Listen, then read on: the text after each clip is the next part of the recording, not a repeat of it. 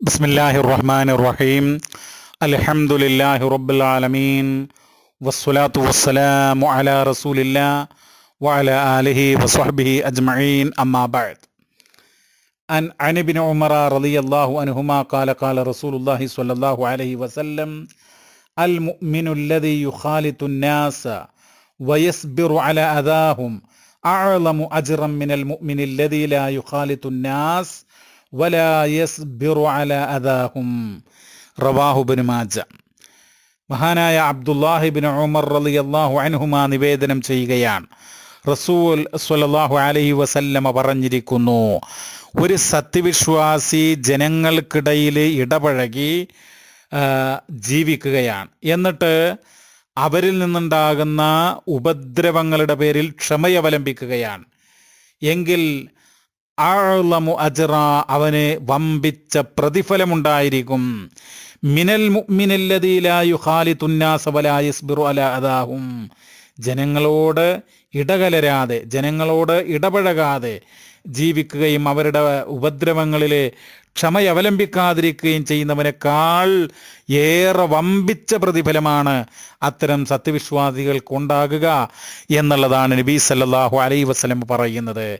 ഈ ഹദീസിൻ്റെ താല്പര്യം എന്ന് പറയുന്നത്, നമ്മുടെ അയൽപ്പക്കത്തും അതുപോലെ തന്നെ നമ്മുടെ പരിചയത്തിലുമൊക്കെ ഉള്ള ആളുകളോട് അവരുടെ വിഷമങ്ങൾ, അവരുടെ പ്രയാസങ്ങൾ പരിഹരിക്കാൻ, അവരുടെ വിഷമങ്ങൾ പരിഹരിക്കാൻ, അവരുടെ ഹലാലായ ആവശ്യങ്ങൾ നമ്മളെക്കൊണ്ട് സാധിക്കുമെങ്കിൽ അത് പരിഹരിക്കാൻ വേണ്ടിയൊക്കെ മുന്നിട്ടിറങ്ങുക.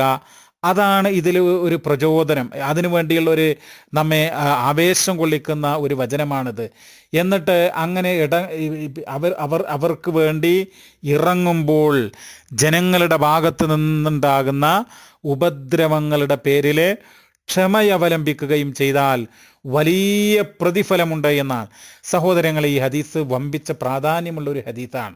പ്രത്യേകിച്ച് നമ്മളെ സഹോദരിമാരൊക്കെ ശ്രദ്ധിക്കേണ്ട ഒരു കാര്യം, ചില സഹോദരിമാർ, ഒട്ടേറെ സഹോദരിമാർ, അവർ അയൽവാസികളോട് പോലും, അയൽവാസികളായ സഹോദരിമാരോട്, സ്ത്രീകളോട്, അതുപോലെ ബന്ധുക്കളിൽപ്പെട്ട സ്ത്രീകളോടൊന്നും തന്നെ ഒരു ബന്ധമില്ലാതെ സ്വന്തം വീട്ടിൽ ഒതുങ്ങിക്കഴിയുന്ന ഒരു പ്രകൃതമുണ്ട്.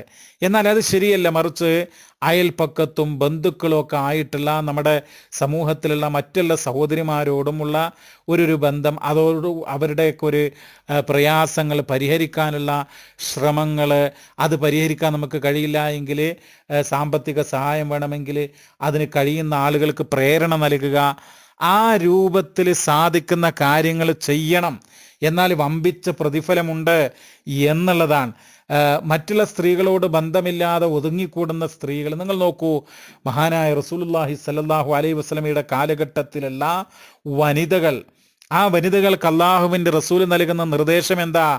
അൻ അബീ ഹുറൈറ റളിയല്ലാഹു അൻഹു അൻ നബി സല്ലല്ലാഹു അലൈഹി വസല്ലമ ഖാൽ യാ നിസാ അൽ മുസ്ലിമാത്ത് ലാ തഹ്ഖിറന്ന ജാറത്തുൻ ലിജാറതിഹാ വലൗ ഫിർസിന ഷാത്തിൻ. ഇമാം ബുഖാരി തൻ്റെ സഹീഹുൽ ബുഖാരിയിൽ 2566 നമ്പറായിട്ട് കൊടുക്കുകയാണ്. അബൂ ഹുറൈറ റളിയല്ലാഹു അൻഹു നിവേദനം, നിശ്ചയം നബി സല്ലല്ലാഹു അലൈഹി വസല്ലം പറഞ്ഞിരിക്കുന്നു, യാ നിസാ അൽ മുസ്ലിമാത്ത്, മുസ്ലിം വനിതകളെ, ലാ തഹ്ഖിറന്ന ജാറത്തുൻ ലിജാറതിഹാ, ഒരു സ്ത്രീ തൻ്റെ അയൽവാസിനിയെ നിന്ദിക്കരുത്, നിസ്സാരവൽക്കരിക്കരുത്. വലൗ ഫിർസിന ഷാത്തിൻ, അവൾക്ക് എന്ത് ചെയ്യുക, ഒരു ഫിർസിന എന്ന് പറഞ്ഞാൽ ശരിക്ക് ആടിൻ്റെ ഒക്കെ ഈ കൈത്തണ്ടയുടെ ബാക്കിയുള്ള ഭാഗം എന്ന് പറഞ്ഞാൽ വളരെ നിസ്സാരമായതെങ്കിലുമൊക്കെ ദാനം ചെയ്തിട്ട്, അല്ലെങ്കിൽ അവർക്ക് നൽകിയിട്ട് ആ ബന്ധങ്ങൾ ഒക്കെ നിലനിർത്തണം, അവരോടുള്ള സ്നേഹബന്ധം, ഊഷ്മളമായ ബന്ധമുണ്ടാവണം എന്നുള്ളതാണ്.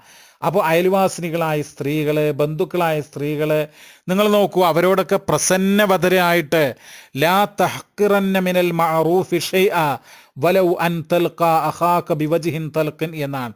മുഖപ്രസന്നതയോടുകൂടെ അവരെ കണ്ടുമുട്ടുക. ഒരു നന്മയും നിസ്സാരമായി കാണരുത് എന്നാണ് റസൂലുള്ള പഠിപ്പിച്ചത്. സഹീഹ് മുസ്ലിമിലെ 2626 വചനമാണ്.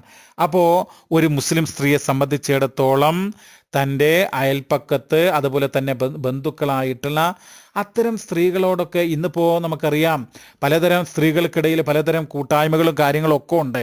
അപ്പോൾ വളരെ മുഖപ്രസന്നതയോടുകൂടെ നല്ല സ്വഭാവത്തോടുകൂടെ അവരെയൊക്കെ ആദരിക്കാനും ബഹുമാനിക്കാനും അവരുടെ വിഷമങ്ങൾ പരിഹരിക്കാനും ഒക്കെ അവൾ തയ്യാറാകണം. അതാണ് ഈ നബിവചനങ്ങൾ പഠിപ്പിക്കുന്നത്. അള്ളാഹു അനുഗ്രഹിക്കട്ടെ. വസല്ലല്ലാഹു വസല്ലമ അലാ നബീന മുഹമ്മദ് വൽഹംദുലില്ലാഹി റബ്ബിൽ ആലമീൻ.